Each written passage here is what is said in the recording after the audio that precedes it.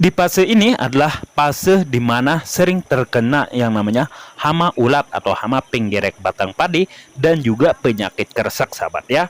Nah, agar bulir-bulir padi kita di fase bunting sampai mengeluarkan malai dan panen kita akan meningkat, sahabat perlu memberikan nutrisi yang cukup, yang tinggi unsur hara kaliumnya di fase bunting, sehingga entar tanaman padi kita itu kuat dan tahan terhadap penyakit dan juga bobot pada padi kita itu akan meningkat.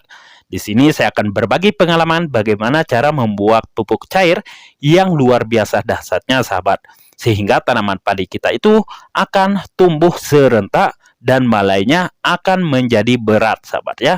Nah, pupuk cair ini akan kita racik yang dengan bahan-bahan di sekitar kita, sahabat ya.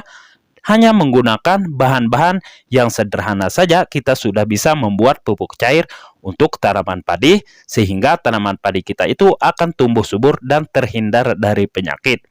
Pupuk yang dibutuhkan tanaman di fase ini adalah pupuk silika dan juga pupuk kalium, sehingga bulir pada tanaman padi kita itu akan bening dan terisi penuh.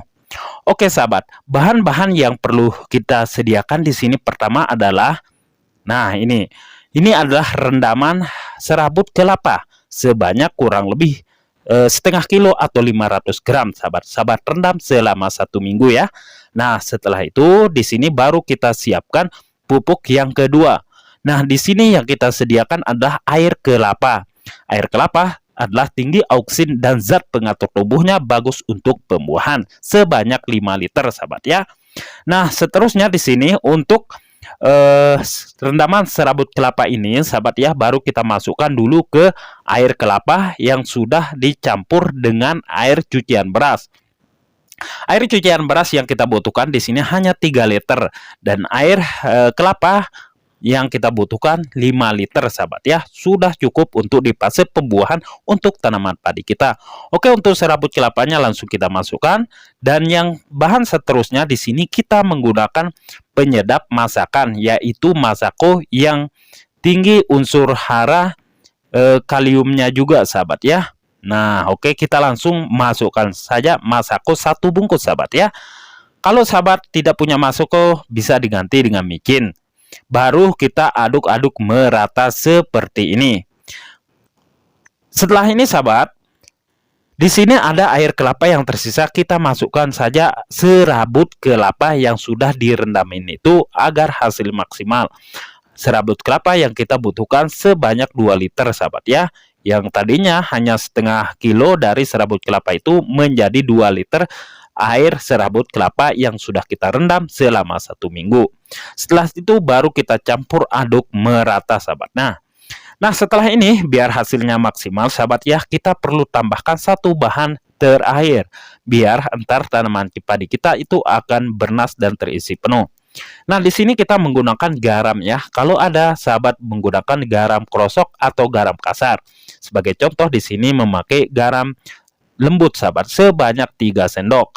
Langsung kita masukkan ke dalam pupuk yang pertama yang kita sudah campur adukan, sahabat ya.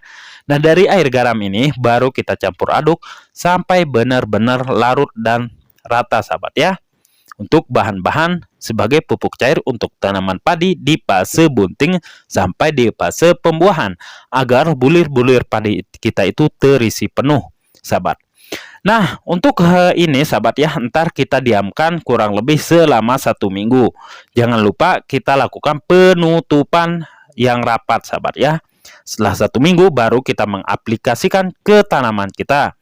Dengan dosis dan ukurannya, 1 tangki semprotan itu, sahabat ya, di sini kita hanya menggunakan 250 mili atau 1/4 dari pupuk ini, dan kita campurkan ke gendongan semprotan kita. Nah, agar tanaman padi kita terhindar dari hama dan penyakit, ntar saya akan kasih tahu obatnya, sahabat ya, dari penyakit. Yang perlu sahabat ketahui adalah di sini, sahabat, ketika melakukan penyepraian pupuk daun tersebut jangan lupa memakai perekat. Di sini saya rekomendasikan sahabat bisa menggunakan perekat, yaitu perekat MT tanah ini Ini hasilnya sangat luar biasa dan merekat sampai 1 minggu, sahabat. Di sini ada kandungan ZPT-nya juga atau zat pengatur tumbuhnya dari perekat ini. Sahabat bisa klik di bawah video ini. Nah, perekat ini hasilnya itu sangat luar biasa sehingga buah pada tanaman padi kita itu akan tumbuh merata. Untuk perekat ini kita hanya menggunakan 2 tutup botolnya saja, sahabat, atau 1 tutup botol per tangki semprotan. Baru kita campurkan antar ke pupuk cair yang sudah kita buat dari awal video, sahabat ya. Nah, untuk perekat ini, sahabat, ya hasilnya itu sangat maksimal untuk tanaman padi kita karena ada zat pengatur tumbuhnya sehingga mengatur pertumbuhan tanaman padi kita, buahnya menjadi rata dan berbuah lebat, sahabat ya. Ini dari bagusnya dari zat pengatur tumbuh ini. Nah, sahabat, untuk mengatasi penyakit pada tanaman padi yang kita perlukan adalah fungisida yang ada bakterisidanya dan fungisidanya, sahabat ya. Nah, untuk mengatasi penyakit kresek maupun penyakit disebabkan bakteri dan jamur, sahabat bisa menggunakan yang namanya Nordok ini, sahabat ya. Nordok ini ntar saya kasih di bawah video ini. Ini yang berukuran 500 gram, sahabat, dari Nordok ini. Dan sangat irit sekali. Per tangki semprotan kita hanya menggunakan 1 sendok saja sudah cukup. Dan Nordok ini jangan aplikasikan bersama pupuk lainan atau insektisida lain. Kalau bisa, sahabat, aplikasikan dari Nordok ini secara tunggal atau sendiri, sahabat ya, biar entar kinerjanya itu maksimal. Ini untuk padi, sahabat ya, dan hasilnya itu sangat luar biasa, membasmi segala jenis penyakit pada tanaman padi kita, termasuk untuk tanaman cabai yang disebabkan karena patek, sahabat. Nah, setelah ini baru kita aduk merata, dan jangan lupa menggunakan perekat yang barusan, sahabat ya. Kalau kita campur menggunakan perekat tidak ada masalah. Jangan sampai dicampur menggunakan pupuk daun maupun insektisida, karena entar berbahaya buat daun padi kita sehingga menguning, sahabat ya. Nah, setelah ini baru kita masukkan ke dalam gendongan semprotan kita perekat yang barusan dicampur dengan ini ya, sahabat, Nordok ini.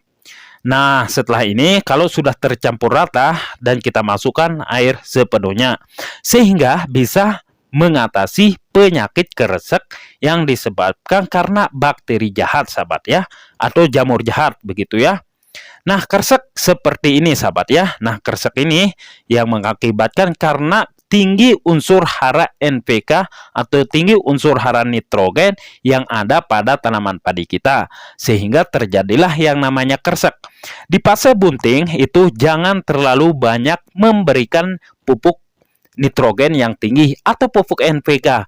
Pastikan, sahabat, itu atau berikan pupuk yang tinggi unsur hara kaliumnya, sahabat, biar menguatkan tanaman padi kita dan tinggi silikanya.